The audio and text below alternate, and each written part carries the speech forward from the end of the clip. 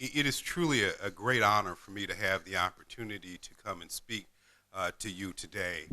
And I certainly want to start by welcoming our honored guest, Dr. Fernandez, Vice Chancellor Rao, Professor Thurot, who's also been a good friend and colleague of mine for a long time.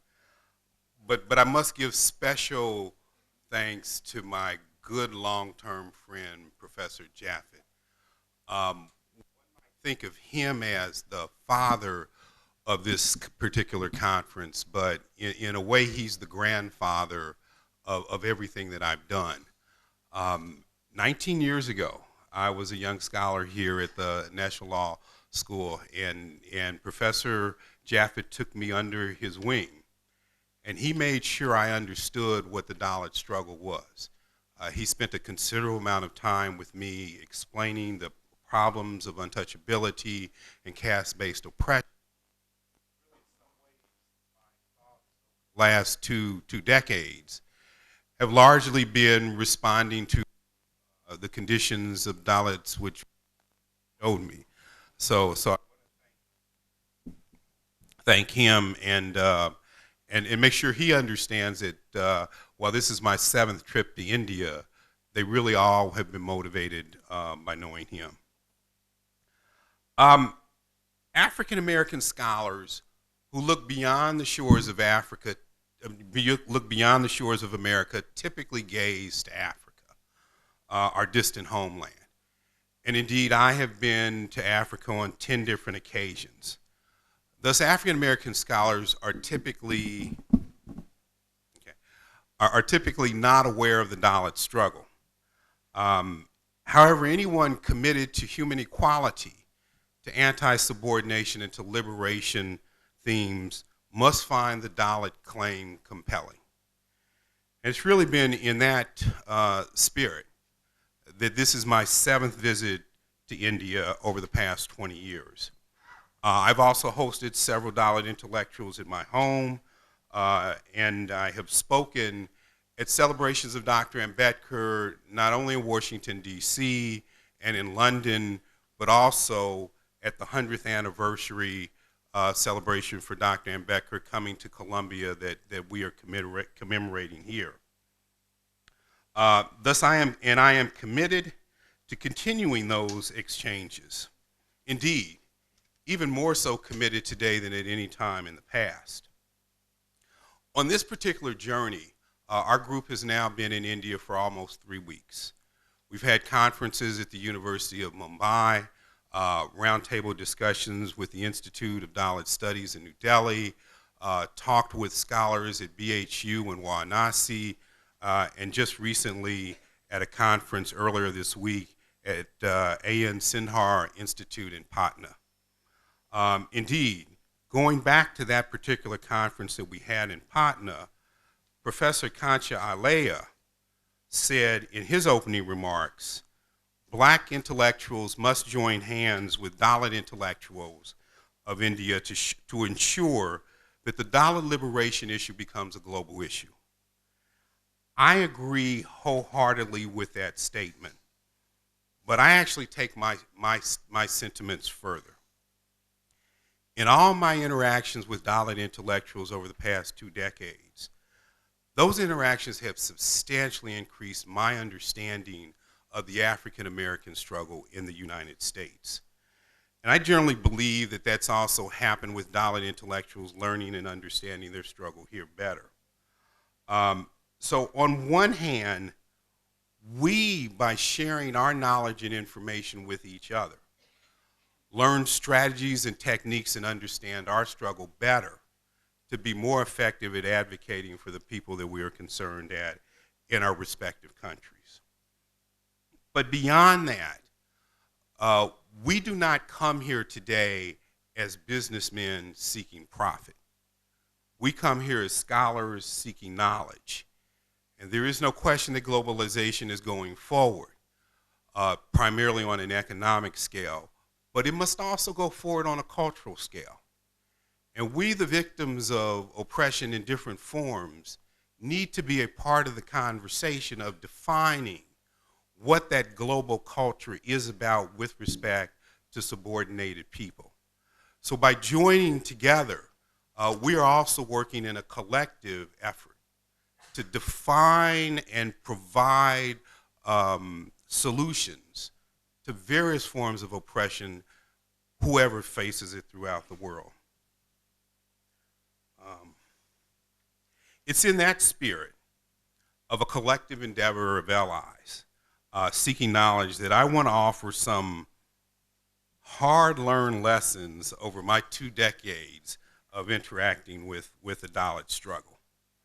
And basically there are 4 different themes. The first one, although Professor Jaffe did not do this in his remarks, most times I see comparisons between the Dalit struggle and the African American struggle. The comparisons start in the 1940s, 1950s.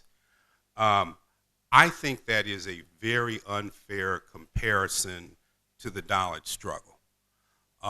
One, it systematically misunderstands the importance of segregation to the African American community that allowed us to build up resources that untouchability did not allow for Dalits to do. A much better comparison then would be, as Professor Jaffe indicated, with slavery. The ending of untouchability with the abolition of slavery. And as I said, I think the other importance in making that distinction is that if you are comparing the Dalit struggle with the African American struggle starting with the civil rights movement in the 1950s, you underappreciate how much Dalits have done. And then along the second point, the second hard-learned lesson along the same theme, even comparing the Dalit struggle with slavery does unfair damage to the Dalit struggle. My people were enslaved from roughly 1620 to 1860. American records show that about 70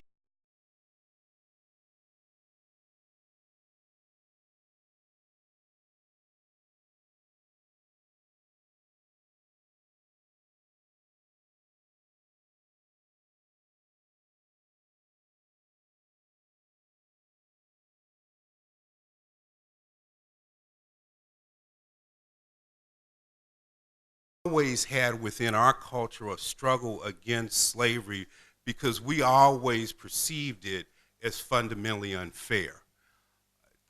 Dalit untouchability the Dalits had to contend with lasted for thousands of years. So those memories of struggle, of unfairness were ground out. If our people had been enslaved for 1,000 years instead of 200 or 300, our struggle would have had far, far longer to go than what it has today.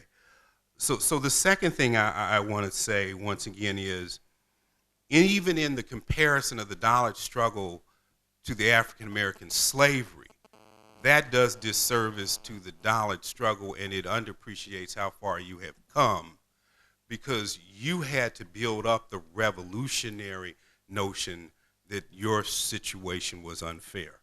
Something that was always in the African American struggle from the very beginning. My third point, which I want to make, hard lesson learned, may be a little more controversial. But after all, we're academics, and controversy is what we should be used to. The one thing about India that no American scholar can fail but be astonished by is the hierarchy. The hierarchy here is, it's not just hierarchy of caste, but hierarchy of subcaste or jati. There's hierarchies of color. There's hierarchies of religion. There's hierarchies of race. And there are hierarchies of gender.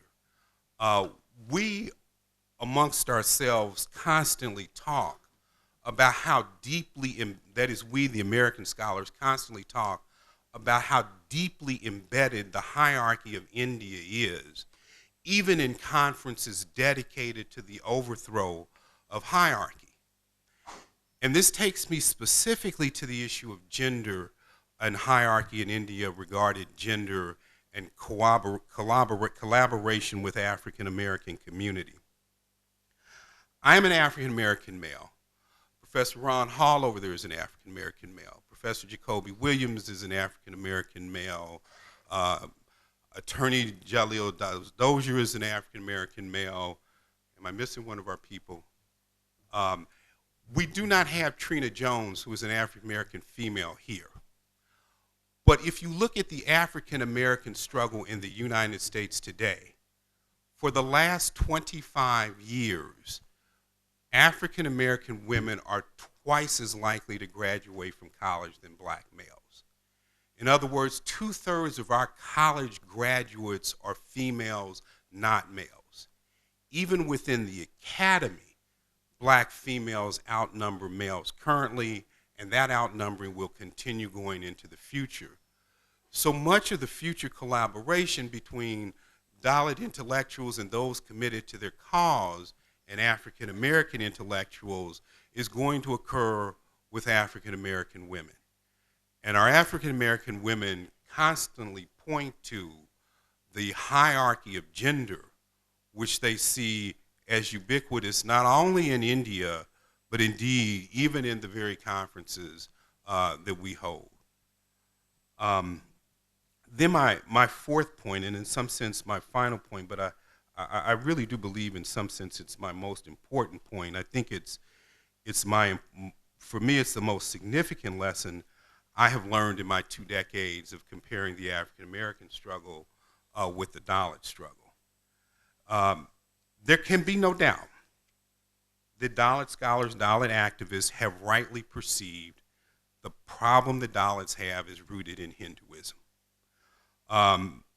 Thus, what is needed in India is a liberation movement that goes to the very heart of the religion.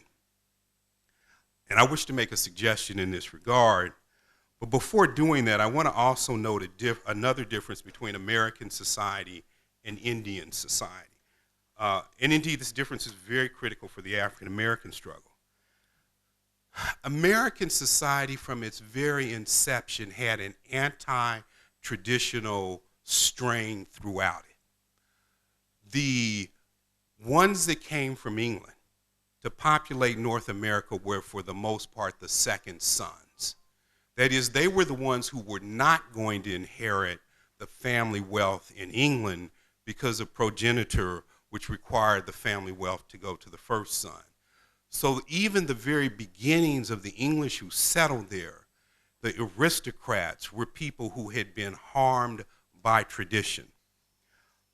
But within the United Kingdom, within Great Britain at the time, Great Britain had plenty of ethnic and religious conflicts. The Welsh fought the English fought the Irish fought the Scots.